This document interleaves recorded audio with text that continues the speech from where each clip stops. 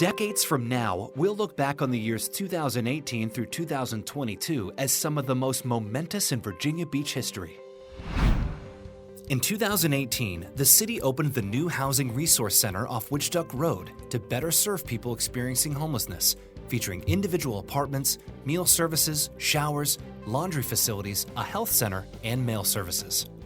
That same year, the nearly 100-year-old historic Cavalier Hotel, which had been slated for demolition, reopened in 2018 following a 4-year, multi-million-dollar renovation with the assistance of an $18 million GAP financing plan, an award approved by the state to promote local tourism zones.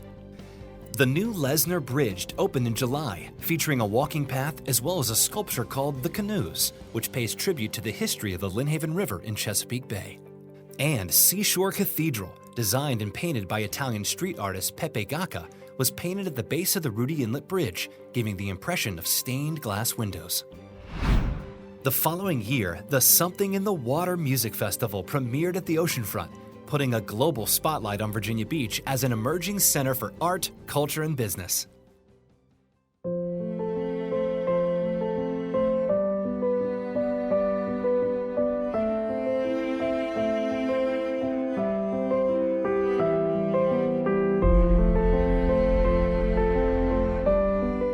On May 31, 2019, Virginia Beach was deeply changed when tragedy struck the Municipal Center.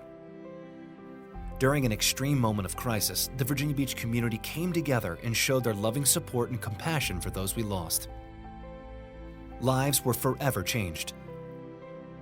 By October, the VB Strong Center opened to provide ongoing resources and support to victims' families, survivors, and impacted community members. And in December 2021, a committee was established to oversee plans for a permanent memorial.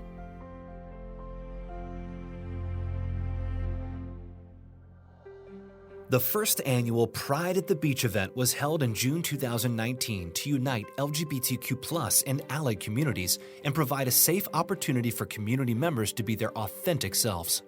The Human Rights Campaign later announced that Virginia Beach had increased its Municipal Equality Index score, which examines how inclusive municipal laws, policies, and services are of LGBTQ+ people by more than 50%. By 2020, Virginia Beach's score improved to a perfect 100, which the city has maintained ever since.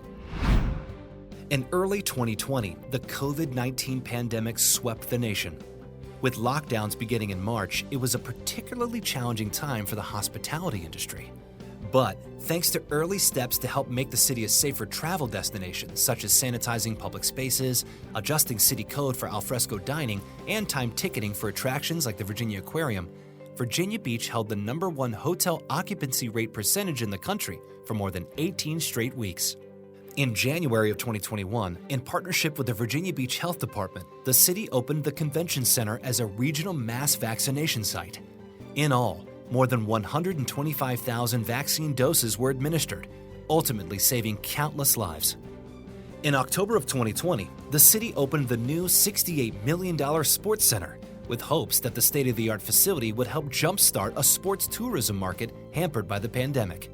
With space for 5,000 fans, 12 basketball courts, 24 volleyball courts, and a 200-meter hydraulic track, it delivered on that goal.